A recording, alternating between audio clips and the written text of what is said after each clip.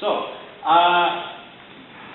palm blocks, you see a lot. You see them in Tai Chi, Shini, Karate, everything.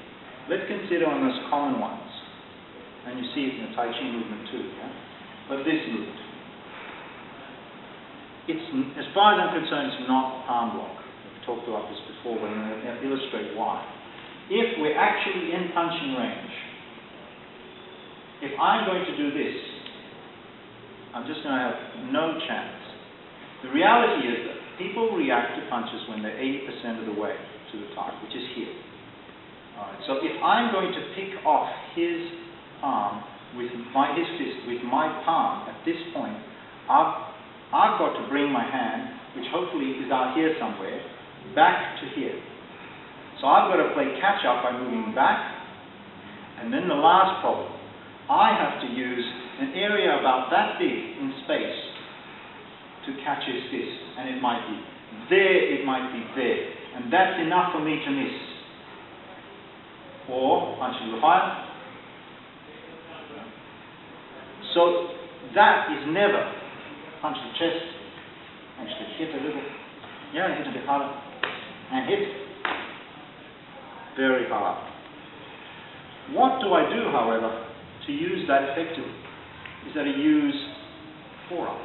Why? As he's punching, if my hand is here and I react, I still use the palm. But not the palm for blocking, but the palm for projecting my force. So watch now.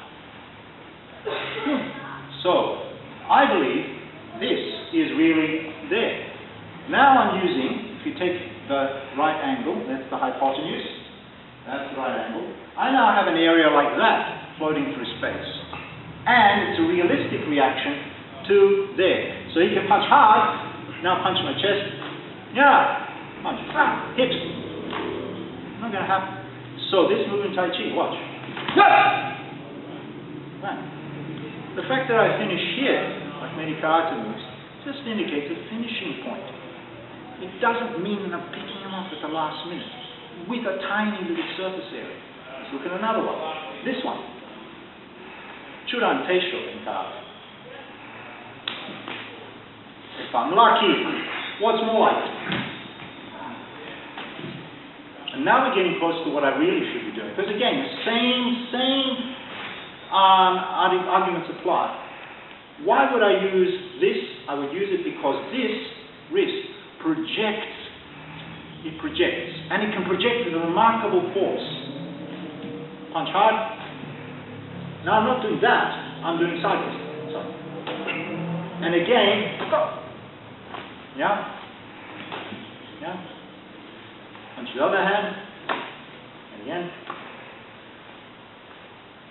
Try very slowly.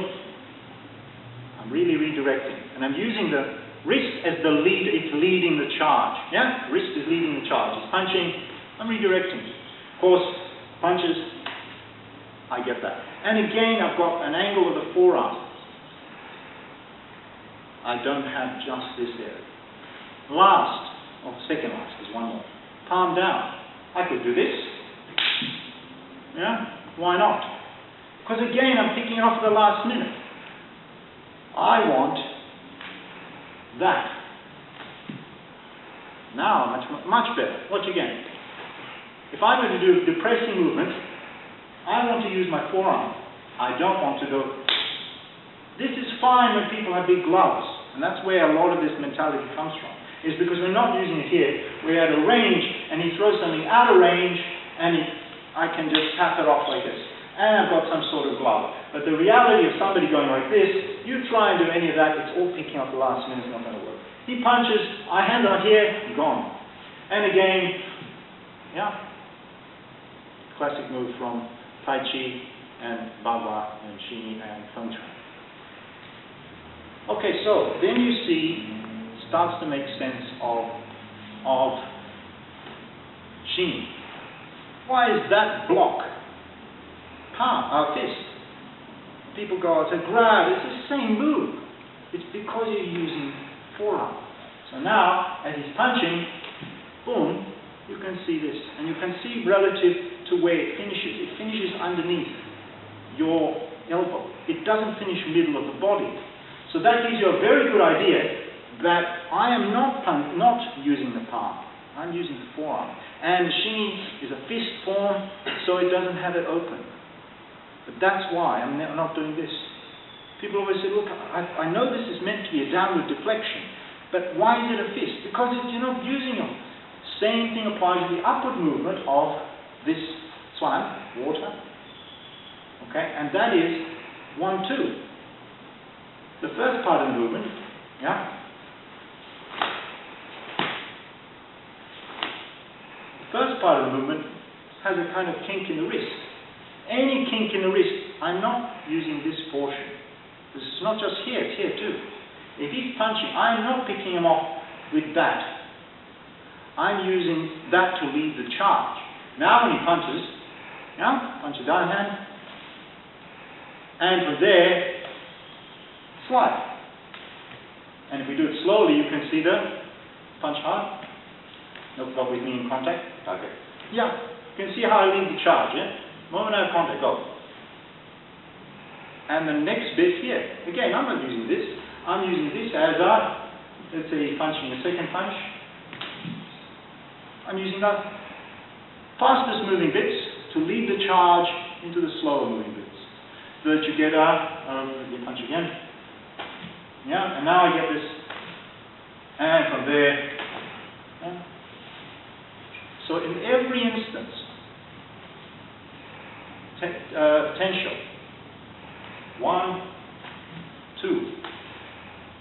I'm not using that, I'm using that.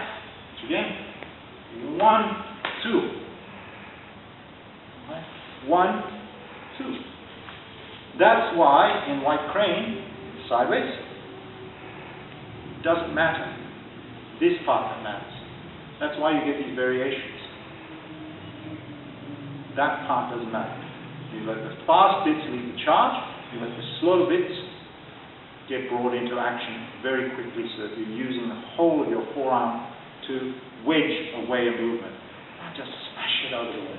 Thank you.